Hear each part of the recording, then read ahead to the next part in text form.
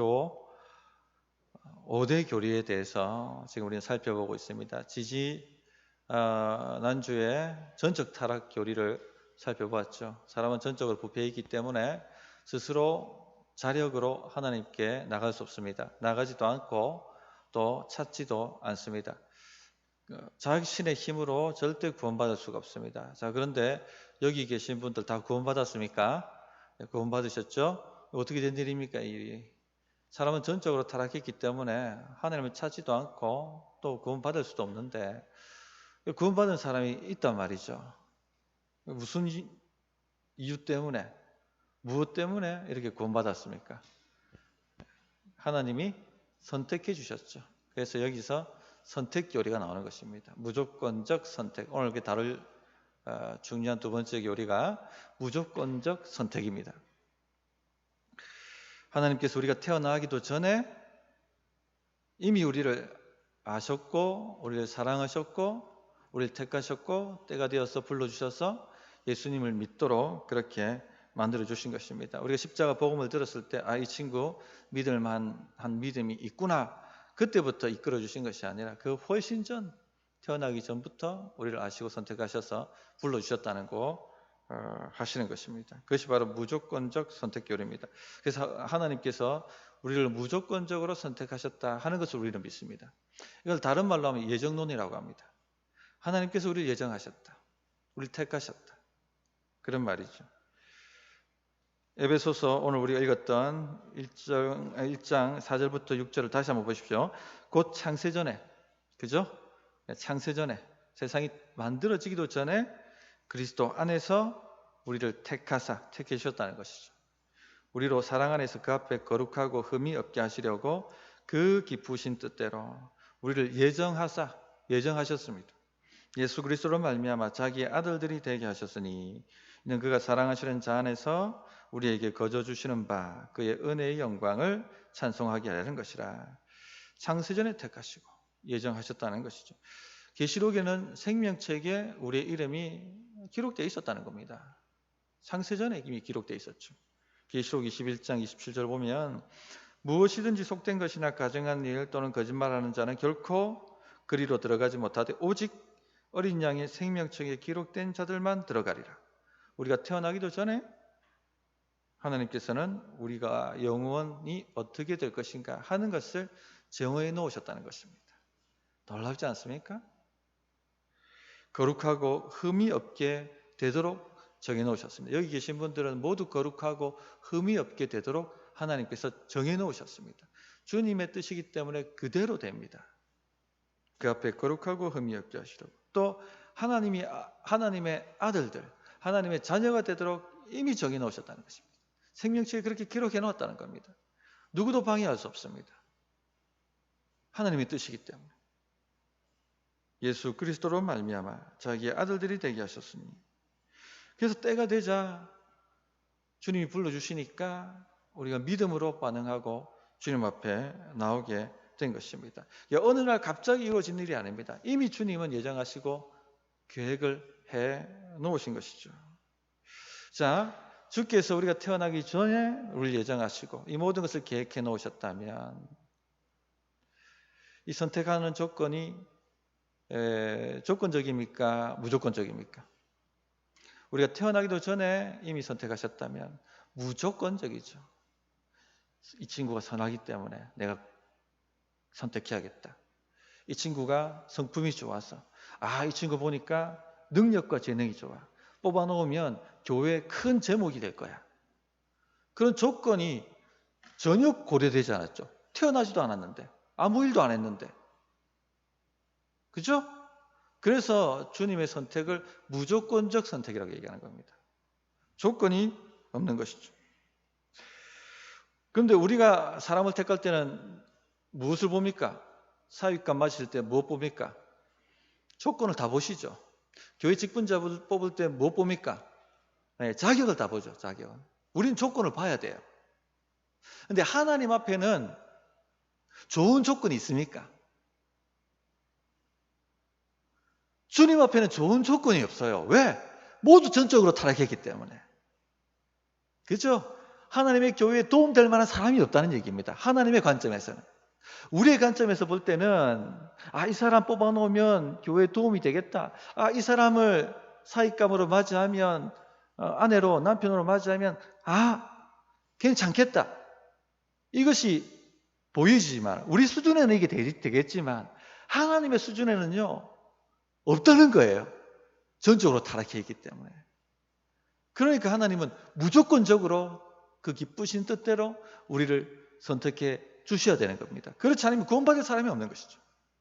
그래서 주의 선택은 무조건적 선택이라고 합니다. 자, 이 신비가 우리 이성으로는 잘 이해가 되지 않습니다. 그래서 사람들은 왜 조건을 안 따지냐? 왜 조건을 안 보고 하나님 선택하실 수가 있느냐? 이해가 안 되거든요. 인간 수준에 생각하니까. 그래서 예지예정이라는 다른 논리를 갖다 댑니다. 하나님이 보실 때 이 친구 뽑아놓으면 믿음이 좋게 될 거야. 그래서 교회에 도움이 많이 될 거야. 그것 보시고 뽑으셨다. 예지, 미리 아시고 뽑으셨다.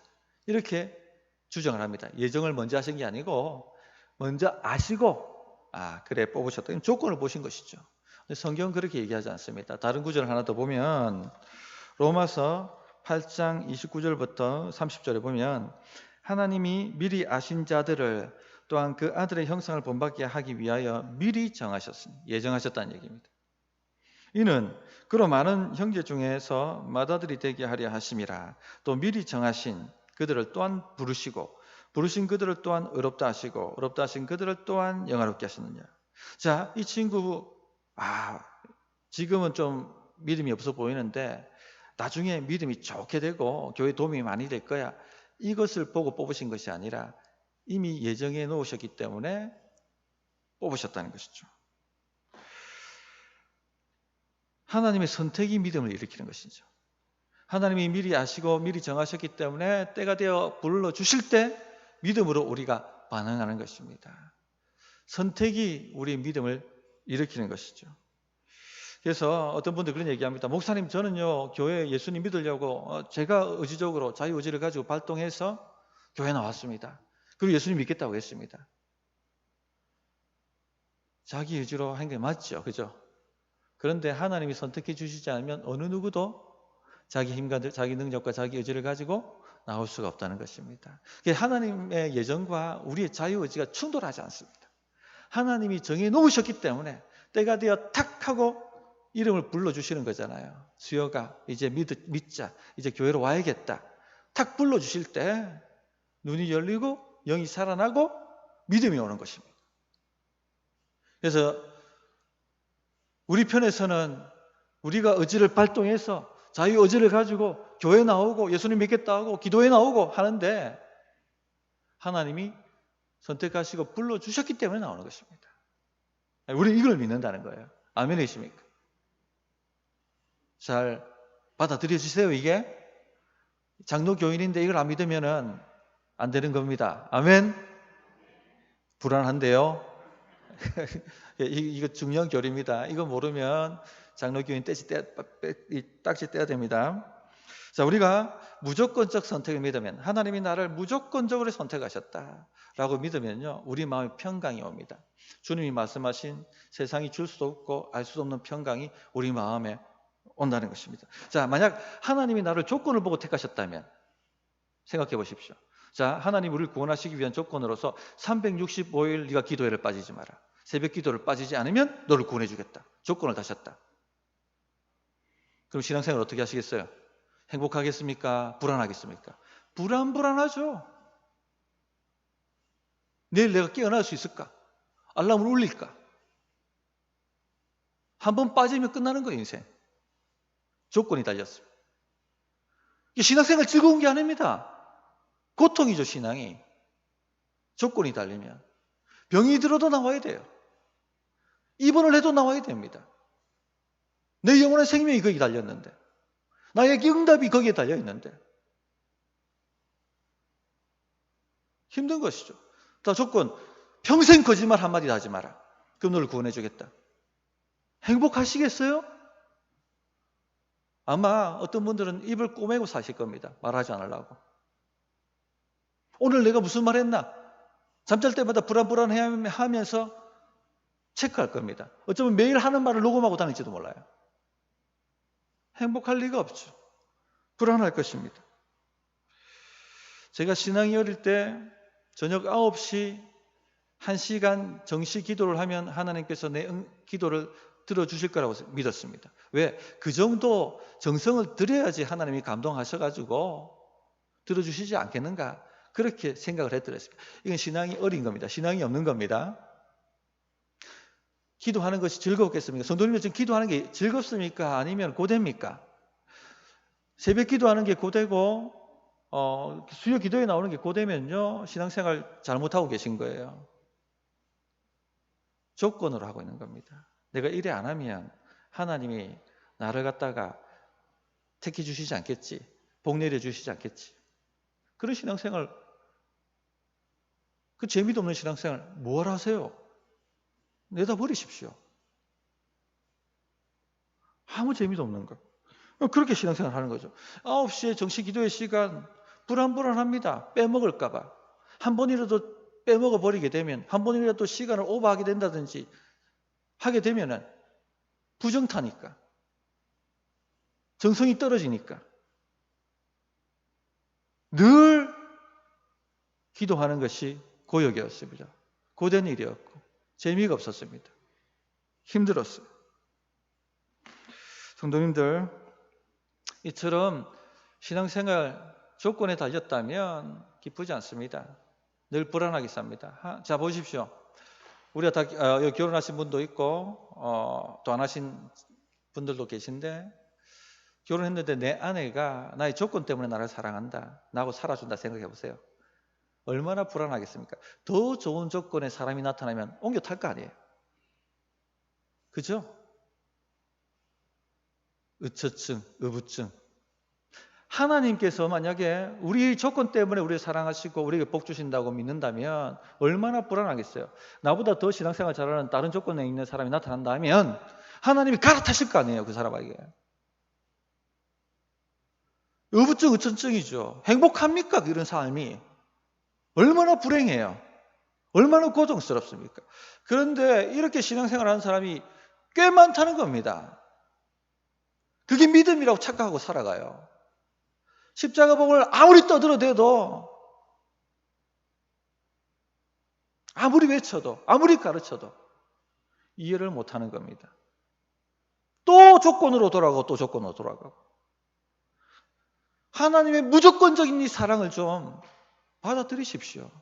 마음을 활짝 열고, 주님이 나를 이처럼 사랑하시는구나, 좀 감격하시고 감사하시고 그렇게 받아들이시기 바랍니다. 주님이 나를 무조건적으로 사랑하신다면 얼마나 마음이 평안합니까? 결코 나를 버리실 일이 없고 결코 나를 외면하실 일이 없고, 내가 비록 쓰러지고 자빠지고 넘어지고 주님 마음을 힘들게 만들고 주의 말씀대로 제대로 순종하지 못해서 그렇게 살아간다 할지라도 하나님께서 나를 무조건적으로 선택하셨다면 기쁨으로 내가 하나님께 나갈 수 있잖아요. 내 마음의 평강이 사라지지 않지 않습니까? 이 주의 사랑을 좀 깊이 묵상하시고 받아들이시기 바랍니다. 또 하나님께서 나를 무조건적으로 선택하셨다고 하면 절대 우리는 교만해질 수가 없어요. 우리가 우리 자신을 잘 알지 않습니까? 경험해봐서 알지만 우리가 무슨 조건을 잘 해내면 우리 마음에 어떤 마음이 생깁니까? 교만이 올라와요. 내가 그래도 좀 대단한 사람이지. 새벽기도 한 번도 안 빠지면 좀 교만이 올라옵니다. 그래서 가끔씩 빠지는 것도 괜찮습니다. 성경 1년에 한 10독씩 하시는 분들, 그렇게 하고 교만해질 바에 안 하는 게 낫습니다. 근데 꼭 교만해지죠. 내가 그래도 10독 하는 사람인데 이렇게 제발 그 얘기하지 마세요. 그 얘기하지 마세요. 내가 교회에 어떤 헌신했는데 그 얘기하지 마세요. 그럴 바에 헌신 안 하는 게 낫습니다. 그렇게 교만해질 바에. 신앙이 조건이라고 믿으니까 교만해지는 거죠. 내가 뭔가 이 조건을 냈다고 생각하니까, 이루었다고 생각하니까. 그러니까 하나님을 진심으로 예배하거나 찬송할 수 없습니다. 자기 자랑한다고 바빠서. 교회 오면 자기가 죽어야 되는데 자기가 살아나죠. 이 5절 6절을 다시 한번 보십시오. 그 기쁘신 뜻대로 우리를 예정하사 예수 그리스도를 말미암아 자기 아들들이 되게 하셨으니 이는 그가 사랑하시는 자 안에서 우리에게 거저 주시는 바 무엇을 찬송하게요? 우리 자신이 아니고 그의 은혜의 영광을 찬송하게 하려는 것이라. 진실로 하나님을 예배하고 진실로 하나님을 자랑하게 만든다는 것입니다. 주께서 무조건적으로 우리를 선택하셨다 하는 것을 진실로 믿게 된다면 이런 놀라운 변화가 우리 안에 일어납니다. 우리 안에 교만이 죽어버립니다. 또 하나님께서 우리를 무조건적으로 선택하셨다고 하면 하나님만큼 우리를 사랑하시는 분이 없다 하는 것을 알게 됩니다. 하나님을 믿게 됩니다. 하나님께서 무조건적으로 우리를 선택하셨다는 것은 어떤 누구보다도 먼저 하나님께서 우리를 사랑하셨다는 것이죠. 창세전에 사랑하셨다는 것입니다. 제일 먼저 우리가 알기도 전에, 우리가 하나님을 아바 아버지라 부르짖기도 전에, 예배 드리기도 전에 하나님은 먼저 우리를 사랑하셨습니다. 그리고 돌보셨죠. 나를 위한 영원한 계획을 세우셨습니다. 그러므로 성도님들, 어렵고 힘들 때 절대 좌절하지 마십시오. 왜 좌절합니까? 이렇게 사랑받고 있는데. 왜 외로워합니까? 이렇게 사랑받고 있는데. 왜 어깨가 움츠려듭니까? 하나님 이렇게 나를 사랑하시는데. 믿어지게 되는 것이죠. 마지막입니다. 적용 마지막. 하나님께서 우리를 무조건적으로 선택하셨다 하는 것을 믿으면요, 우리도 서로를 향해서 무조건적으로 사랑할 수 있게 됩니다. 요한 1서 4장 10절 11절에 이런 말씀이 있죠. 사랑은 여기 있으니 우리가 하나님을 사랑한 것이 아니요 하나님이 우리를 사랑하사 우리 죄를 속하기 위하여 화목 제물로 그 아들을 보내셨습니다. 사랑하는 자들아, 하나님이 이같이 우리를 사랑하셨은즉 우리도 서로 사랑하는 것이 마땅하도다. 이게 하나님의 무조건적인 사랑, 무조건적인 선택을 믿으면 서로 사랑할 수밖에 없습니다. 마땅합니다, 그것이. 근데 우리는 누구를 사랑하고 싶습니까? 사랑받을 만한 사람을 사랑하려고 하죠. 우리 주변에 그런 사람이 꼭 있습니다. 말 안 해도 마음이 통하고, 말 안 해도 이쁜 짓을 한다 얘기하잖아요. 이쁜 짓을 하시는 분들이 꼭 있지 않습니까? 마음이 갑니다. 기도를 해도 기쁘고 즐겁고, 그 사람이 오면 격려가 되고 위로가 되고 함께 그냥 있어주는 것만 해도 힘이 나는 사람들이 있습니다. 다윗이 요나단을 사랑했던 것처럼 그런 사람들이 우리 주변에 있죠. 자, 근데 이런 사람들만 사랑한다면 세상과 다를 바가 없죠. 세상도 그렇게 사랑하니까. 근데 우리는 여기서 한 걸음 더 나가야 되는데 어떻게 나갑니까? 근데 정말로 하나님의 무조건적인 사랑, 선택을 믿는다면요, 반드시 우리도 무조건적으로 사랑하게 되어 있습니다. 근데 이게 쉽습니까? 어렵습니까? 목사님 참 말 잘하시는데 실제 해보면 어렵죠. 왜 그게 어려운지 아세요? 안 믿으니까. 안 믿으니까. 뭘 안 믿어요? 하나님께서 이 사람을 무조건적으로 선택하셨다는 걸 안 믿으니까. 그게 안 믿어지니까 조건을 다는 겁니다. 우리도 사랑에. 우리가 무조건적으로 서로 사랑하려면요, 하나님이 바라보시는 대로 우리도 바라봐야 됩니다. 이게 믿음이죠. 그래야지 우리 안에 사랑이, 근데 우리 안에 능력이 있어요. 그 사랑의 능력이. 그게 작동하는 겁니다. 믿음으로. 로마서 16장 13절에 보면 주 안에서 택하심을 입은 루포와 그의 어머니에게 문안하라 이렇게 얘기하고 있거든요. 자, 보세요. 사도 바울이 루포를 어떻게 봅니까? 주 안에서 택하심을 입은 루포. 바라보는 게 다릅니다. 이렇게 바라봐야 되는 것이죠. 근데 우리는 어떻게 봅니까? 자격이 미달되는 사람, 조건에 미달되는 사람, 이렇게 바라본단 말입니다. 그러니까 사랑하기 힘들어지는 것이죠. 주님이 사랑하시는 자로 보아야 됩니다. 늘 내 마음을 상하게 만들고 격려가 되기보다는 근심이 되고 말도 안 통하고 답답하고 그런 식으로 자꾸 바라보게 되면 미움이 생기지 사랑할 마음이 생기지 않죠. 주님이 이 사람을 택하셨다. 무조건적으로 이 사람을 사랑하신다. 이걸 믿기 시작하면요. 우리 안에 사랑의 마음이 생겨납니다. 정말 이런 멋진 교회, 경상중부교회 되고 있는 줄 믿습니다. 아멘이십니까? 그래서 저는 이제 코로나 때문에 지금 우리가 목장이 못 모이고 뭐 이렇게 하는 문제 때문에 너무 속이 상하고 고통스럽고 괴롭습니다. 그러나 더욱 우리가 사모하고 더욱 더 기도하고 더욱 더 사랑하라고 이런 시련을 주신 것이 아닌가 생각합니다. 보기 싫은 사람 안 봐서 기분 좋습니까? 아니면은 사모가 됩니까? 사모가 돼야 되겠죠. 하나님 속히 우리 교회가 다시 모일 수 있도록 다시 아름다운 성도의 교회를 할 수 있도록 더욱더 사랑할 수 있도록 주여 기회를 주십시오. 그렇게 간구하시고 구하시면 좋겠습니다. 찬양하고 기도하도록 하겠습니다.